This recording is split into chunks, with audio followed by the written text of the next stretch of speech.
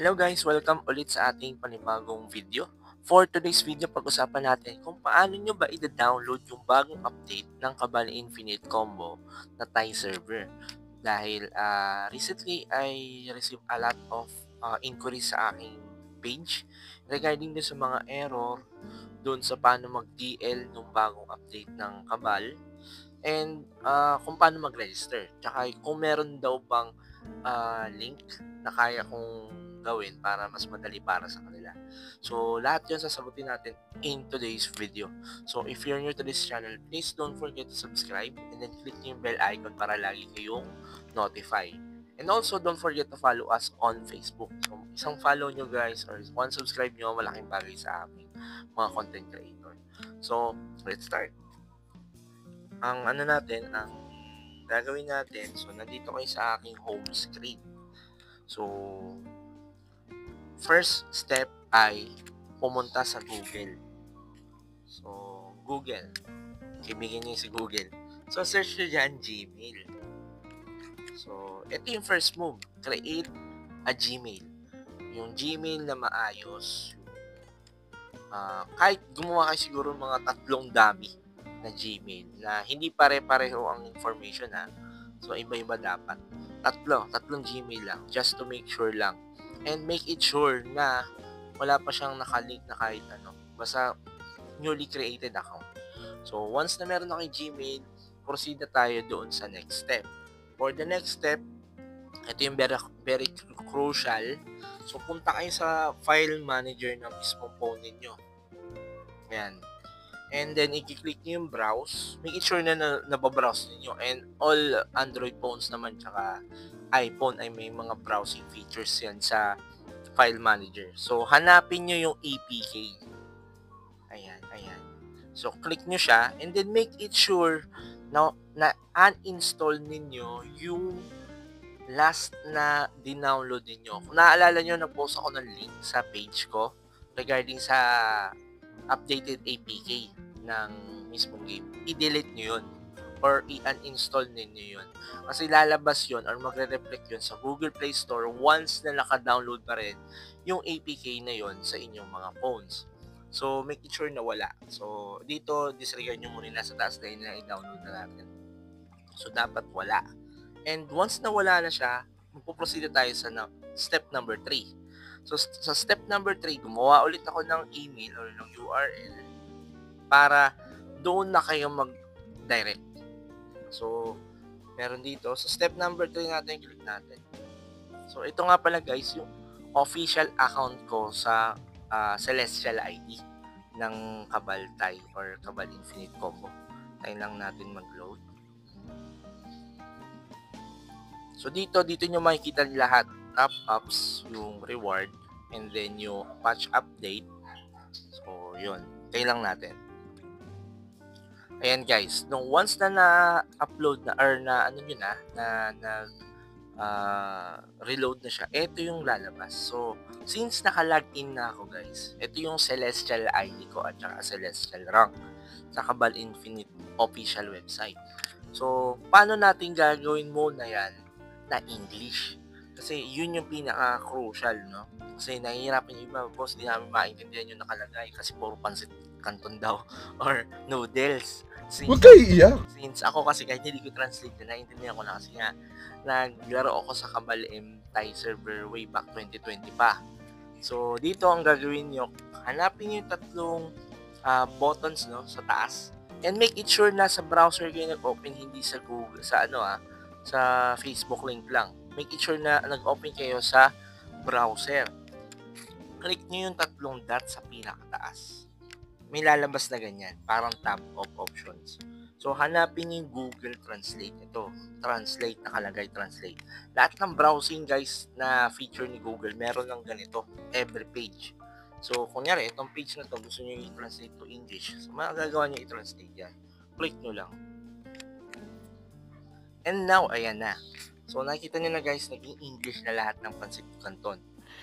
Sana all. Siyempre, meron pa rin additional features at support itong official website ni Cabal na naka-Thai pa rin. Kasi nga Thai server nga. Hindi naman totally lahat i-English niyan. So, Eto, meron na guys ha. Meron na to. Ngayon, yung sa ano natin, fourth step natin is kung nandito na kayo, click nyo yung setup. So, lalabas tayo dyan guys. Kasi meron na ako nagawa eh. Ito yung dapat yung lalabas sa inyo. Ayan. Yan dapat yung lalabas sa inyo. Game ID, password, then Celestial ID. Game ID at Celestial ID pareho lang. And then yung register. So, dito naka-English naman since na-English ko na yung first page. And then, click nyo yung register para makagawa kayo ng account. And then, dito yung pinaka-hardest part. And for sure, ito lahat, palagi ito nakikita sa screenshot. Ang palagi tanong sa akin dito, boss, paano ba namin gagawin English itong part na to dahil ang hirap. So, ganun ulit yung step. Hanapin nyo 3 dots sa pinakataas, click nyo yun, and then lalabas na naman tong option na to. And then, i-click nyo yung Google Translate. Automatic yan, itatranslate na mismong page yan into English, from spaghetti to English, para mas madali nyo maintindihan. So, dito guys, ilalagay nyo ngayon yung email nyo dyan na gagamit. Yung ginawa nyo, kung naalala nyo sa step number 1, kumuha kayo ng 3 email. Isang email muna and then wait for the OTP na mag-reflect doon sa email na yon. And then once na nag-reflect yon, enter OTP and then create an account. So dito hindi ko na mapapakita dahil nakagawa na tayo ng bago. Now, balik tayo dun sa game ID. Login natin yung nagawa ko na. So lagay ko lang ha. Yan. Once na i-ano nyo na siya, na i-input nyo na lahat, yung game ID or yung Celestial ID nyo, and then password, click nyo yung login. Sa login dito dapat ay ang lalabas ay ganito. So, nakagawa na tayo. Ayan na yung official na account nyo. And then, click nyo lang ito nasa taas. So, dito guys, lalabas ito. So, same step pa rin. Gawin nyo yung ginawa ko kanina. Translate. Para maging English lahat. And then, ayan, lalabas na yung ganyan. Now, dito na papasok yung 5th step. Once na meron na kayong registered account or yung Celestial ID na nagawa ninyo na bago, hanapin nyo ngayon dito yung homepage, itong homepage. Hanapin nyo yung warrior na may hawak na great sword, itong nasa pinakababa. So, i-click nyo siya, and then i-direct niya kayo doon sa latest patch update ng mismong game. So, eto siya guys. Ayan, mga latest news and then troubleshooting dahil napakadaming nagka-error nung tinry nila i-redownload yung game. So, this time, sa 5th step natin, APK na guys. Tapos na tayo sa registration, sa email, and then sa pagtanggal ng remainings ng APK ng game sa mismong phone natin. So, dito meron kayong makikita download onto App Store para sa mga iPhone user and then download to Google Play for the Android. And then meron din tayo sa Nox Player for the APK. Ngayon, i-click nyo tong Nox Player. Wala kayong i-click sa taas ha. I-click nyo tong baba. And then may dalawang option dito. Isa sa Nox Player and then isa sa Android APK. Ngayon sa Android APK, yun yung i-click ninyo. And then lalabas ito. Ayan. Kabal M189.apk or .apk. So, ida-download nyo siya. So, once na-download siya, go to File Manager muna. And then, lalabas dapat yan. Nakalagay installed. Makikita nyo sa mga phone nyo, especially sa Android. So, since Android tayo, makikita nyo ganyan. Once na-download nyo ng APK, so, pupunta na kayo doon sa mismong game for the installation and yung patch or reboot ng mismong game.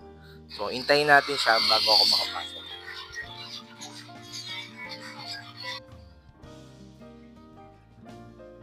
So, eto guys, lalabas ito.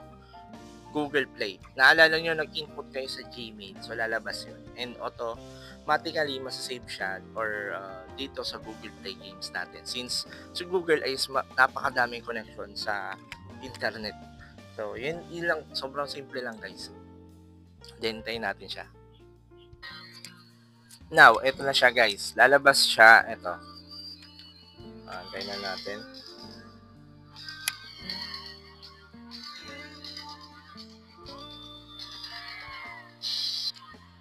So, ito na guys. Lalabas na yung dalawang server. So, Delphini at saka yung Aquila. Aquila pala. Aquila.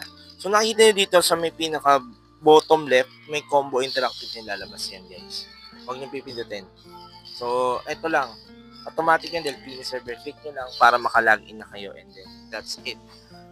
Ganun lang siya kasimple mga Repa Pips. And then, open nyo yan. Then, input nyo yung subpass ninyo. And then, hintayin natin mag-reload. So, now, ito, may nakuha na tayo AOG pala. So, siya napunta. Okay. So, ganun lang guys. Sobrang simple lang. And, so far, naka level 160 naman na tayo. And, playing as free-to-play player dito sa mismong Cabal Infinite Combo. Yun lang. And then, see you on the next video. Sana may natutunan kayo. And, take nyo lang step by step. And then, check ko or message nyo ako sa Facebook page kung ganun pa rin or may error pa rin kayo na-encounter. And check natin kung ano yung magagawa ko. So, yun lang. And then, see you on the next video, guys. Bye-bye.